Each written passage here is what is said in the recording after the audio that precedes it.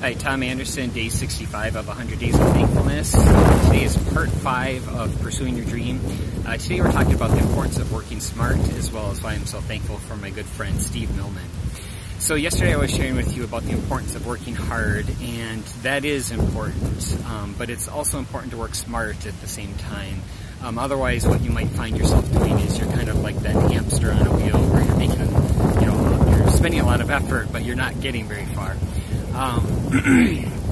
That's not to say that you can't make progress just from putting forth the effort, but you'll find that at the very least that progress might tend to be slow unless you're taking advantage of leveraging that by applying, building your business in a more intelligent fashion.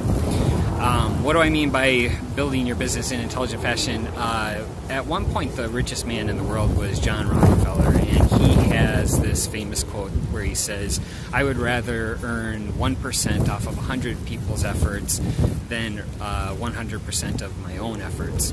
And some people might listen to that and think, "Oh, he's greedy and lazy at the same time. Why would you want to be like that?" But the reality is that that's just how business works. In any kind of employer-employee relationship, obviously the reason that the employer hires the employee is with the idea that they're going to benefit from it as well. It's not typically just to help the employee to make money. So there's this relationship that should benefit everyone in a typical business relationship.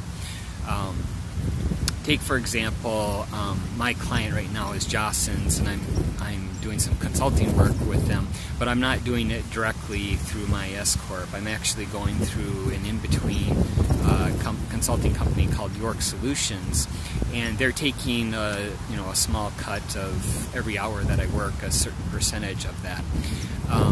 And I'm not angry about that. I mean, I think everyone is winning in this situation. I'm very happy with my arrangement. York Solutions, obviously, they're getting some money off of my effort, and then Jostens is also happy with how it's all working out. So that's actually something that reminds me of what I had learned from Steve Millman. He sort of fell into that same sort of relationship that York Solutions has with me.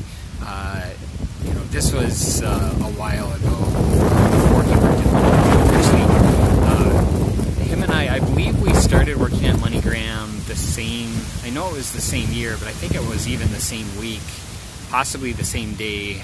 He started, and he was in the queue right next to me, and of course we started up conversations and became good friends from that, and started going out to lunch and whatnot.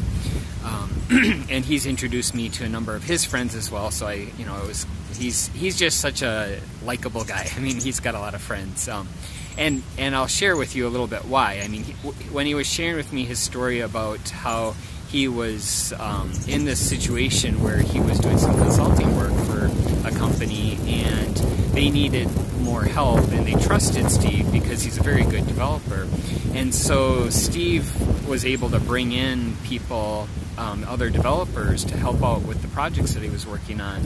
And the way that they decided to arrange it is that Steve would bring them in under his own company, and then he'd get a small percentage of their hourly rate, just like York Solutions.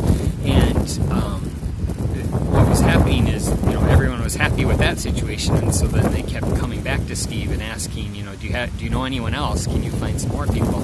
And so Steve was sharing with me that how he was bringing in all these different developers, and he was getting to a point where he was just starting to feel sort of guilty about it because he was making all this money from just all the people that he had brought in.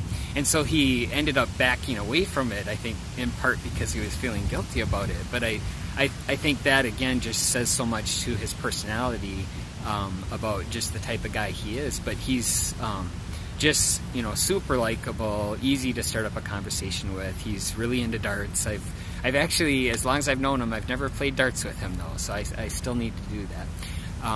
So Steve, if you're watching this, give me a call. We'll shoot some darts together.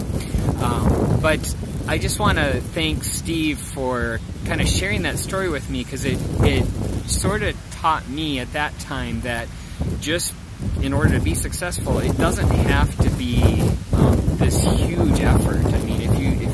smart and you build your business the right way, you can get help from other people, even from the person, you know, trying to slug it out all yourself. You might find it is a lot more difficult to achieve your dreams than to get help from a team of like-minded folks. So, and Steve, certainly with his story, kind of, I keep thinking back to that and thinking how that just sort of happened naturally for him. And that made me realize, wow, I don't have to, you know, make a big deal out of this. I could probably just start out small and get a few people. And, you know, I just have learned so much from just that little story that he shared with me. So I want to thank Steve for that, and hopefully I'll see you soon.